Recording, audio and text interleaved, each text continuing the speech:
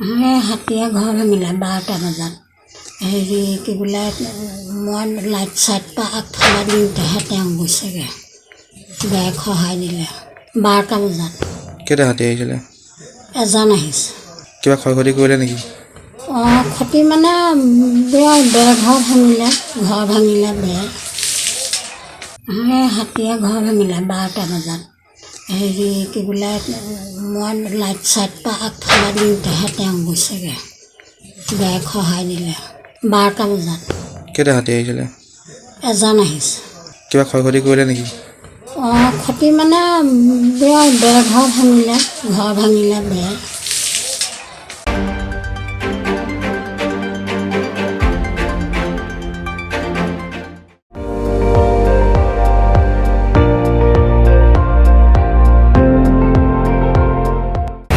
আপুনি চাই আছে ND24, সৰ্বশ্ৰেষ্ঠ নহয় সৰ্বোত্তমৰ দৌৰ।